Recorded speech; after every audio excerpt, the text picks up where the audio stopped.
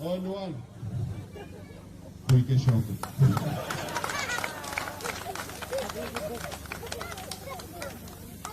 Ku I ke shokët, Luan? Ku I ke shokët me Luan, se që ke trem ka shumë? Luani pas ka bërë tatuazh ke veshët, SPAK. Mos u tërë. E doni ju Luanin? Doni Luanin ju? Qoj Luanin ati.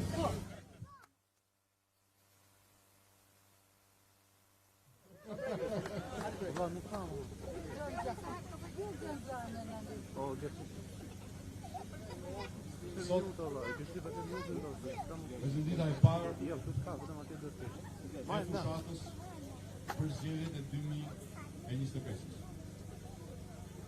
Ne nesër do të bëjmë hapjen bashkë me ekipin tonë, hapjen dhe një rikthim tek programi I hartuar me ekspertë të Europës së Shtetit të Bashkuara të Amerikës.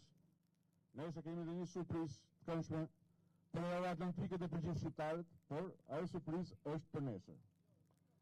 Sot, siç u thash, është një ditë e veçantë në shumë rrashe. Për një pjesë prej nesh që e ndjejnë veten të rinj siç jeni ju, por që në fakt kujtojmë se çfarë ka ndodhur 40 vjet më parë, kur u shpall zyrtarisht vdekja e diktatorit Enver Hoxhës, secili ka përjetimet e veta, por një gjë që po ndante një mik, një bashkëmoshatar, para dite më tha si shkoj kjo punë, 40 vjet jemi kthy tek e njëjta pikë. Edhe atëherë Enverin s'kishte kush guxim ta pyeste ku I ke shokët.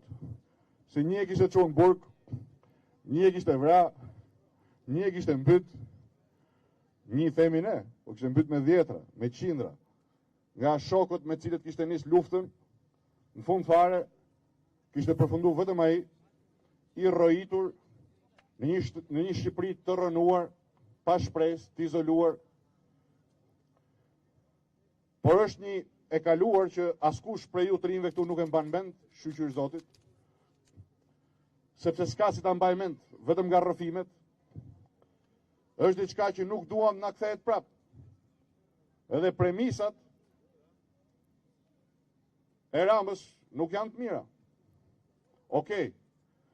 Enveri nuk e pyesi dot ku I ke shokët se I kishte vrarë. I kishte vrarë shokët dhe I kishte fut në burg. I kishte pushkatu, po. Madje edhe këtu rreth e qark parkut, disa prej tyre I pushkatoi dhe I fusten në gropa pa shenjë.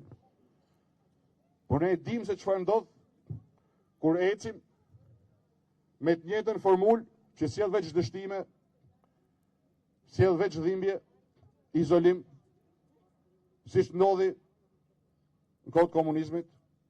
Dhe një shqetësim është ai që kemi tani sot. Pas 12 vitesh qeverisë Rama, a mund ta imagjinoni edhe 4 vjet tjera me këtë njeri? Pas 12 vjetësh korrupsion, dështime, varfëri, a mund të imagjinoni edhe 4 vjet tjera? Për çfarë? Për më shumë varfëri, për më shumë korrupsion, për më shumë dështime? Sigurisht që jo. Kjo është e papranueshme për gjithë ne. Po pyetja nuk I drejtohet shumicës shqiptarëve që e dinë se duhet ndryshim, po ndryshimi vërtet ama. Pyetja I drejtohet një pakice të cilët prapë se prapë mendojnë të shkojnë të votojnë njeriu I cili ka shtruar korrupsionin çdo cet vendit, I cili nuk jep dot përgjigje se ku I ka shokët, I cili nuk mund të bëjë asgjë më shumë se sa të thellojë varfërinë, rënimin e arsimit, largimin e rinisë. Dhe pyetja ndaj tyre duke përfshirë edhe disa, shumë pak të rinj, po kryesisht prindër është, a I keni mend?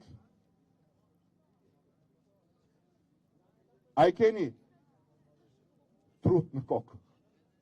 A mund të vazhdoni? Si mund të vazhdoni? A keni zemër? A keni zemër? A ju dhimbset Shqipëria? A ju dhimbset familja juaj? A ju dhimbsen fëmijët tuaj? A nuk keni turp të shikoni sy? Si mund vazhdoni pasi njeriu që ka sjell vetëm korrupsion, vetëm varfëri, vetëm emigracion masiv të rinis. A ka rrugë? Sigurisht i ka rrugë. Dhe rruga nuk është për fat keq. Ata që kanë marrë peng Partinë Demokratike dhe që propozojnë si kandidat për deputet Ilir Metën, apo LSI-n, apo Visroshin.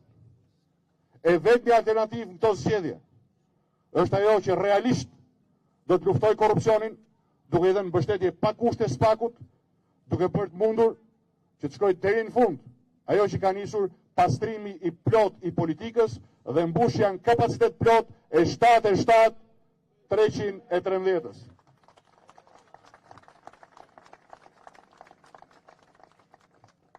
Nga njerë, kur dalim necje, edhe tani që ka filluar fushata, duket sikur rruga është e shtruar, se këto që takojmë, reagon shumë mirë, na presin mirë, dhe thomë, boll më ta heqim, ta largojmë këtë të keqe.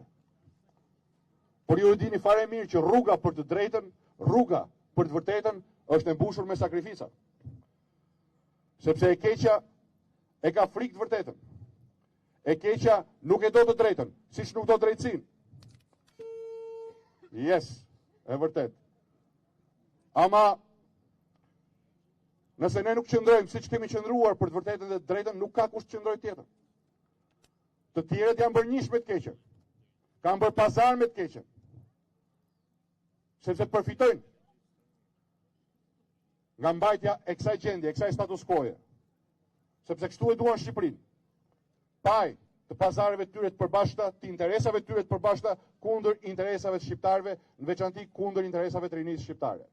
Ne këtë nuk mund ta pranojmë kurrë. Është shmenduri pas 12 vjet dështimesh të mendosh edhe 4 vjet tjera me njeriu që është arkitekti i këtij sistemi. Që njësoj si ai i para 40 vjetëve nuk kthen dot përgjigje ku i ka shokët. Ai i vrau, i pushkatoi, ky i ka shokët në burg. Pse? Për korrupsion. Për vjedhje dhe shpërdorim të fondeve e taksave të shqiptarëve. Çfarë është propozimi i tij për 4 vitet e ardhshme? Paratë e shqiptarëve s'mund të jenë në njëjtën kohë, edhe në xhepat e Edi Ramës, edhe në xhepat e shqiptarëve.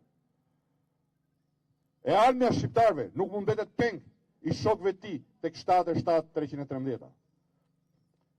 Ndaj, me të rinjtë dhe të rejat kemi nisur këtë rrugtim dhe duke ju dëgjuar ju, duke u përpjekur që ju kuptojmë dëshirat, projektet, vizionin tuaj për të nesërmen, edhe ju kemi besuar, sepse sot realisht koalicioni Euro-Atlantik ka numrin më të madh të kandidatëve dhe të kandidatëve.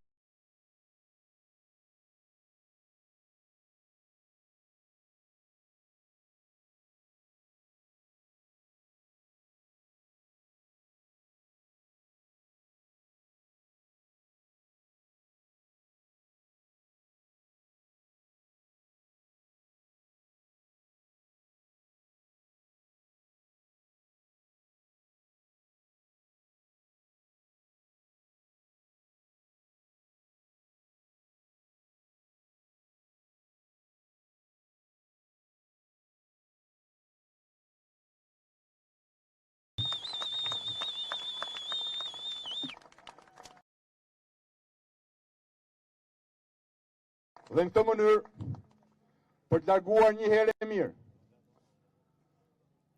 jo vetëm Ramën dhe shokët e tij, por jo vetëm Ramën dhe shokët e tij, por dhe hijet që vijnë nga pas për të ricikluar rangallat e korrupsionit dhe tranzicionit.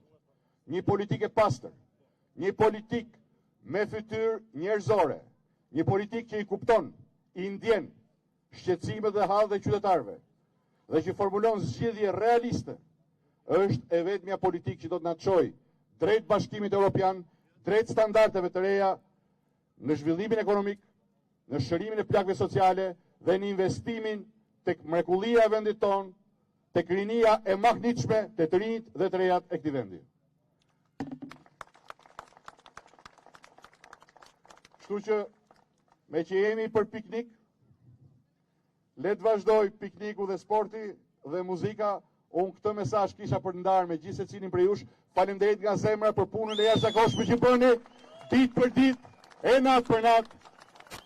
Keni javë që keni nisur, ndihet kudo, ndihet aroma rinore e euroatlantikëve, ndihet fryma pozitive që mbillni kudo, le ta vazhdojmë së bashku, sepse e ardhmja me patjetër ju takon guximtarëve, ju takon të rinjve, ju takon ju. Faleminderit.